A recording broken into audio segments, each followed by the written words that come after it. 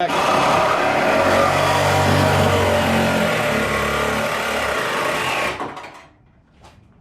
be back.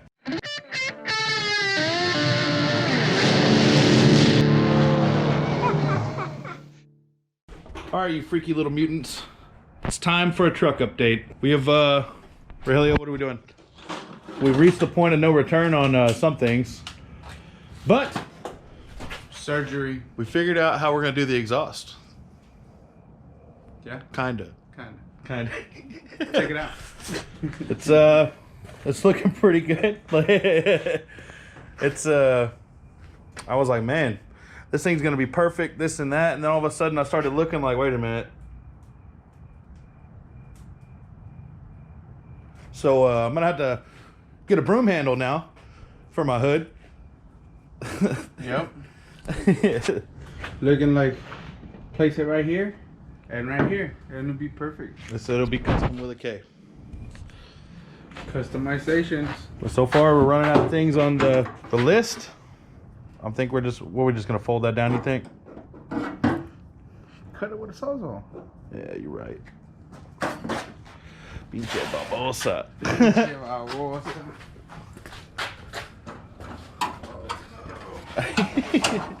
The blade's got like drywall dust all over it and shit. Spray it out, it's going to promote great adhesion to the spray.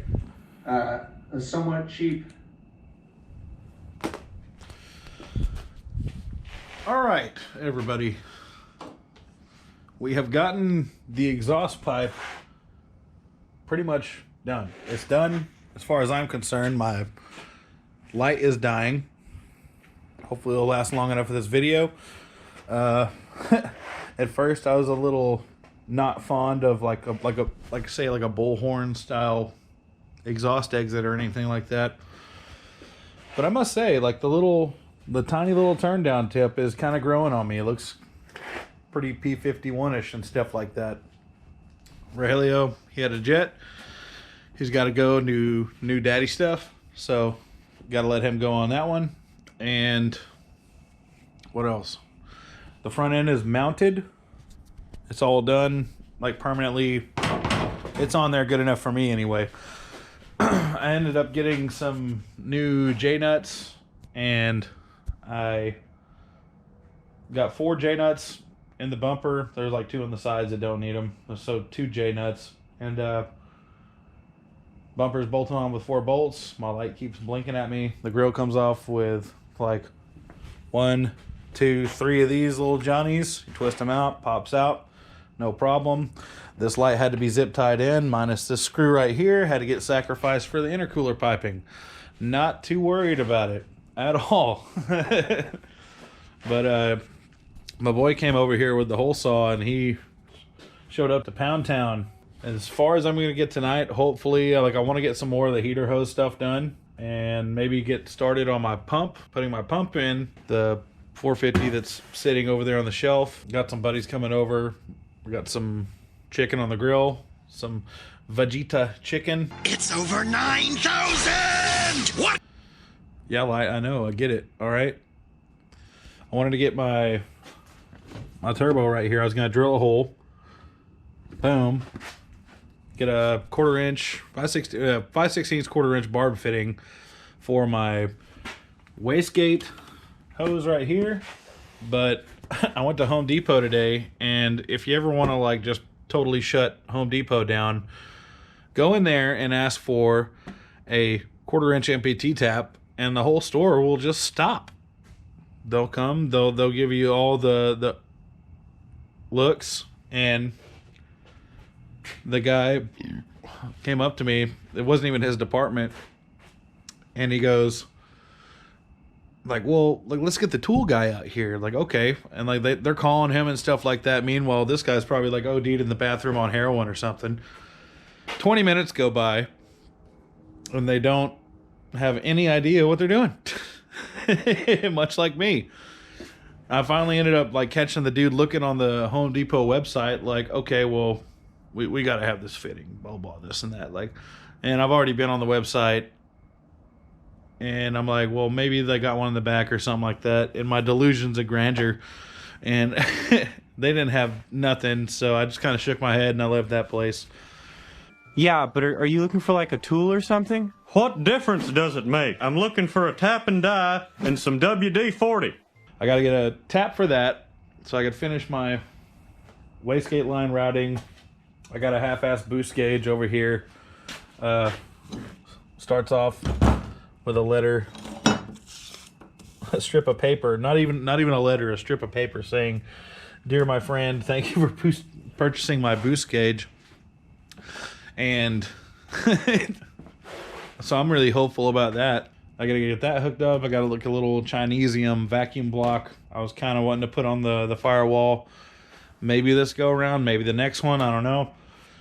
Right now, my main focus is just get the damn thing done and on the highway, because it's so close. It's so close right now. It is ridiculous. I literally got to go get some EV6 injector plugs. And if you didn't know this, the Dodge 3.6 and any like 5.7 Hemi out of the junkyard, they'll have these injector connectors. So go clip those connectors out of the junkyard.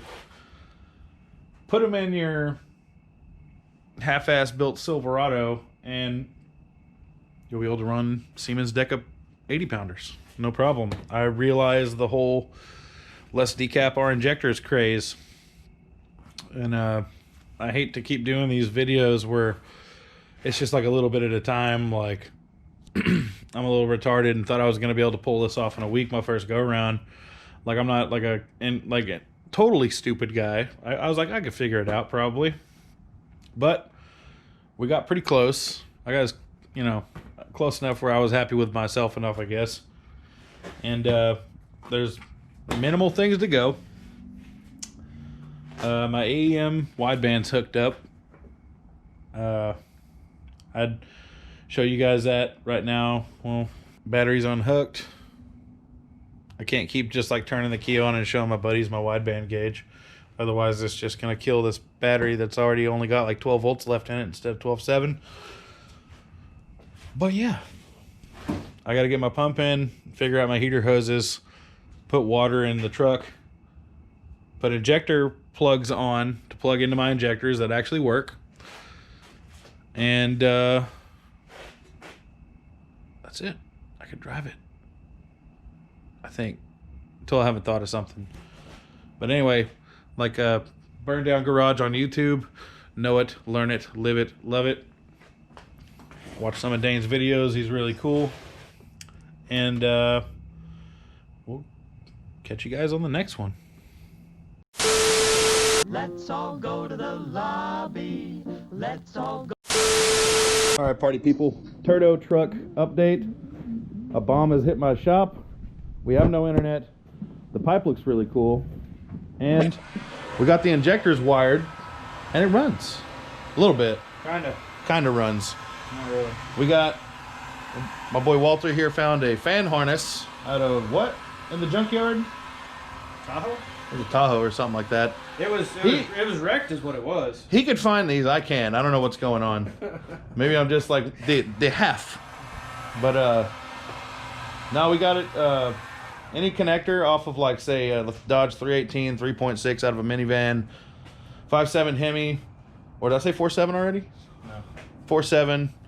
They have the EV6 connector. If you do not have on like this 99, it's got a mini multi-Delphi connector. Trim those out. The common power wire on all of them is green and pink or green and red. And we got all those wired up. And what do you know? It started. I feel a lot better about that.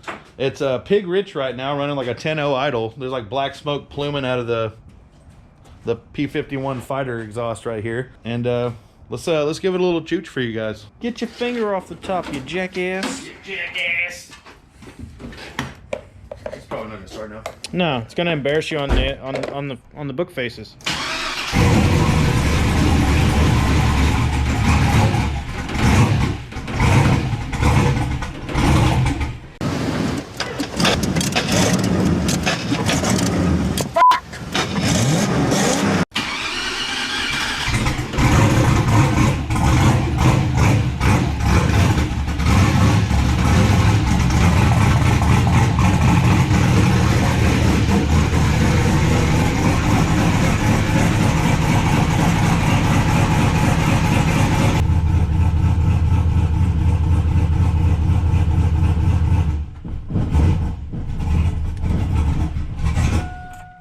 injector scaling is probably a little bit off, but it's got 60 pounds of oil pressure.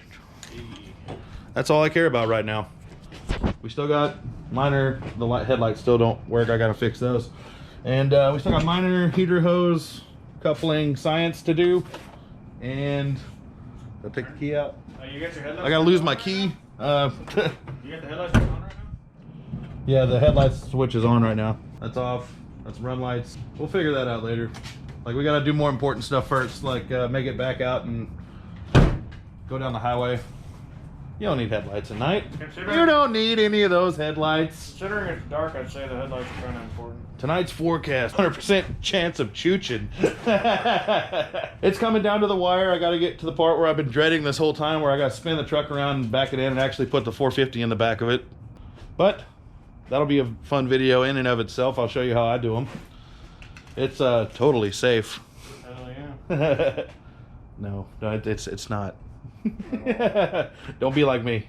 Yeah, Josh cleaned the firewall up with WD-40 right now. I got to do the whole thing. I don't see any leakage. That's cool. Was the turbo spinning? Oh, yeah. Was it making choo-choo noises a little bit? All right, dirt bags, we're back at the shop. It's nighttime. Showing you how to do these fuel pumps real quick. Take all your bed bolts out. I throw a jack stand under there. Just start cranking her on up. I got a little bit of tension on the engine hoist, and I got the jack stand under there. Still feels a little sketchy, but it'll make you work that much faster. But over here, got the basket out. I'm getting ready to take this apart and get my 450 in the box over there and figure out how this works and manhandle it in there. It's got this expanded hose on it. I don't know if I could pop this off on the bottom and just make it work with this stuff, or if I'm going to be able to clamp the other hose on there without it getting aerated and pulling, like pushing bubbles and stuff like that, and having an internal leak in the fuel tank. Okay, Walboro 450 is in the fuel hat, and I took this thing apart, and basically my strategy was just like, well, like, do I do this? Can I pop it in the old one? The old one's a little bit longer, and I ended up starting to like overthink a little bit what I was doing, and just took the bottom of the basket over to the chop saw and just lopped the bottom of it off just to get the ball rolling on this thing, get the pump back in the truck. And I know that A21 Bravo, go watch that guy if you don't already.